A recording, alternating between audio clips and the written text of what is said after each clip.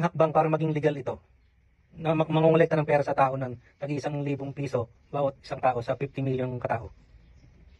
Para maging legal ito, kailangan mong sumunod sa mga regulasyon ng gobyerno.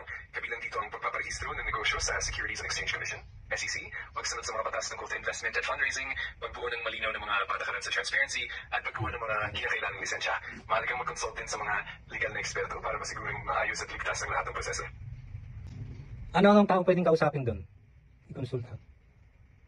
Maaari kang kumonsulta sa mga abogado na eksperto sa corporate law or securities law. Pwede rin kayong kumontak sa mga accounting firms na may karanasan sa financial compliance. Bukod pa riyan, maaari ring makipag-ugnayan sa mga consultants na dalubhasa sa fundraising at investment regulations. Sa ganitong paraan, masisiguro mong maayos at legal ang lahat ng hakbang. Ano pwedeng maging batas para maging legal ito tapos maging transparency sa mga mamumuno at ang mga membro? Karaniwan, kailangan sundin ang mga batas tulad ng Securities Regulation Code sa Pilipinas, pati na rin ang mga patakaran ng SEC. Mahalaga rin ang pagkakaroon ng malinaw na corporate governance policies tulad ng pagkakaroon ng board of directors, regular na auditing at financial transparency. Kailangan ding magbigay ng tamang ulat sa mga miyembro at magkaroon ng mga mekanismo para sa feedback at pagsusuri. Sa ganitong paraan, masisiguro ang legalidad at transparency ng buong proseso. Ano pa kaya magandang hakbang para magbenepisyo ang lahat ng Pilipino? Maganda rin isaalang-alang ang mga proyekto na nakatuon sa edukasyon, kalusugan at pangkabuhayang pag-unlad. Halimbawa, maaaring mag-invest sa mga scholarship programs, healthcare initiatives, at microfinance schemes para sa mga maliliit na negosyo. Maaari rin mag-focus sa mga sustainable na proyekto tulad ng renewable energy at agrikultura. Sa ganitong paraan, mas malawak at pangmatagalan ang benepisyong matatanggap ng lahat ng Pilipino. Magandang paraan para mahikayat ang mga Pilipino na sumali sa ganyang sistema.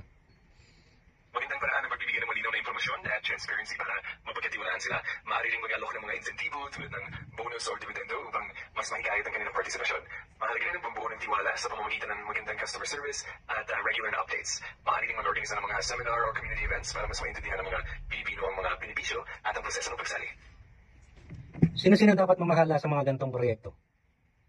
Karaniwan, dapat itong pamahalaan ng isang grupo ng mga eksperto tulad ng mga professionals sa finance, legal experts at mga eksperto sa corporate governance. Mahalaga rin ang pagbuo ng isang board of directors na may mga miyembrong may malawak na karanasan at kredibilidad. Dagdag pa rito, maaaring magsama ng mga representante mula sa mga miyembro upang masigurong may boses ang lahat at may transparency sa pamamahala. Sige, kung may makabang tanong o gusto mong pag-usapan, nandito lang ako. Pwedeng itie up sa gobyerno yung Agarwood sa DNR? Oo, pwede namang makipag-collaborate sa gobyerno, lalo na sa Department of Environment and Natural Resources, DENR, para masiguro na maayos at sustainable ang agarwood production. Makakatulong ang ganitong partnership para mapanatili ang kalikasan, masigurong legal ang pagkuha ng agarwood, at makatulong din sa pag-develop ng mga lokal na komunidad. May possible buyer ba ang Agarwood? Oo, talagang may mataas na demand ng agarwood, lalo na sa international market. Kilala ito sa paggawa ng mahalagang